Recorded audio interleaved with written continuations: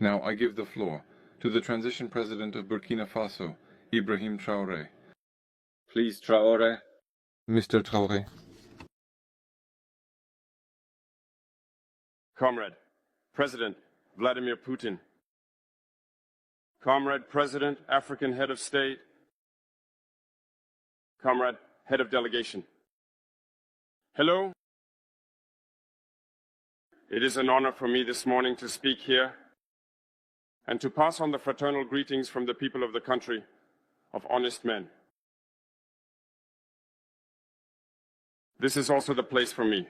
First of all, I want to give thanks to God Almighty, who has allowed us to gather here this morning in good health to talk about the future and the well-being of our peoples. I want to apologize to the elders I might offend with my upcoming words. African identity demands the rights of birth. I must apologize. Comrades, I have a few questions from my generation. No one is a question we ask, but we have no answers. And it turns out that here we can air our dirty laundry because we feel like family. We feel like family in the sense that Russia is also a family for Africa. It's a family because we share the same history.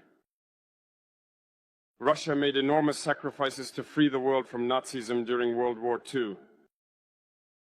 The African peoples, our grandfathers, were also forcibly deported to help Europe get rid of Nazism. We share the same history in the sense that we are the forgotten peoples of the world. Whether in history books, documentaries, or films, we tend to overlook the significant role that Russia and Africa played. Right now, we are here to talk about the future of our peoples, of what will happen tomorrow, of this free world we aspire to, a world without interference in our internal affairs. We have the same perspectives, and I hope this summit will be an opportunity. So, to be able to build very good relationships for a better future for our peoples. The questions that my generation is asking are the following. If I can sum it up, it's not understanding how Africa, with so many riches beneath our soil, with a generous nature, of water, with abundant sunshine, Africa is today the poorest continent. Africa is a hungry continent. And how is it that our heads of state are traveling the world begging?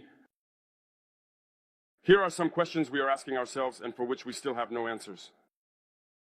We have the opportunity to weave new relationships. And I hope that these relationships can be the best to provide a better future for our people. My generation also asked me to say that because of this poverty, they are forced to cross the ocean to try to reach Europe. They are dying in the ocean. But soon, they won't go across because they will come in front of our palaces to seek their daily bread.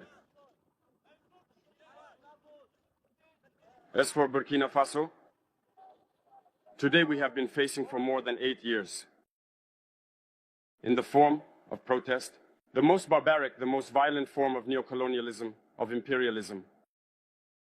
Slavery still seeks to impose itself on us. Our ancestors taught us one thing well. The slave who is unable to take on their revolt does not deserve anyone to pity their fate. We do not seek pity for our fate. We do not ask anyone to pity our fate. The Burkinabe people have decided to fight against the hypocrisy that hinders their development. In this struggle, brave peoples, brave populations have committed themselves to take up arms against terrorism, what we have indeed called the VDP, the volunteers. We are surprised to see the imperialists label these VDP as militias and all sorts of things. It's disappointing, because in Europe, when people take up arms to defend their homeland, they are called patriots. Our grandfathers were deported to save Europe. It was not with their consent, against their will. Well, upon their return, we remember well that in Traore, when they wanted to claim their basic rights, they were massacred.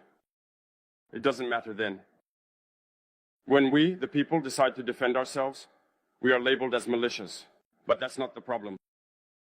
What the problem is seeing African heads of state who bring nothing to these fighting peoples, but who sings the same tune as the imperialists, by calling us militias, by treating us as such, of men who do not respect human rights. What human rights are we talking about? We are outraged by this, and it's shameful. We, as African heads of state, need to stop behaving like puppets that dance every time the imperialists pull the strings. Yesterday, President Vladimir Putin announced the shipment of grains to Africa. We are very happy.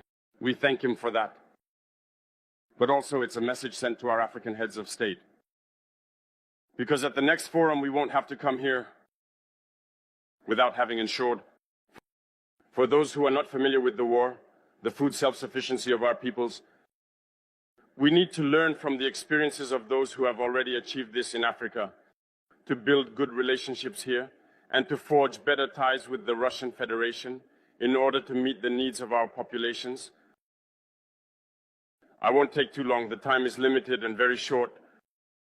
We are forced to stop at some point, but I would like to conclude by saying that we must pay tribute to our peoples who are fighting. Glory to our peoples, dignity to our peoples, victory to our peoples. The homeland or death will conquer us.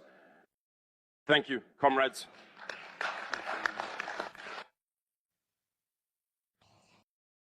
I would like to express my heartfelt gratitude to you, Jean-Pierre, for your invaluable support and assistance. Your help has been truly appreciated, and I am sincerely thankful for everything you have done. I would like to draw your attention to the issue of Russia regarding Nazism. The issue of Russia regarding Nazism.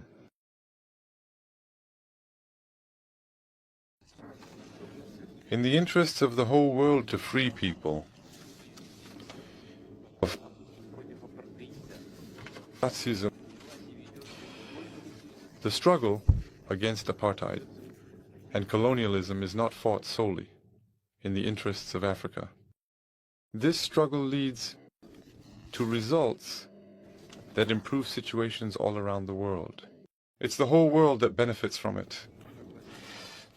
In this sense, I agree with Mr. Traore. It reminds us of what happened during the Soviet era. The struggle that the Soviet Union and Russia brought is part of the struggle of all peoples for freedom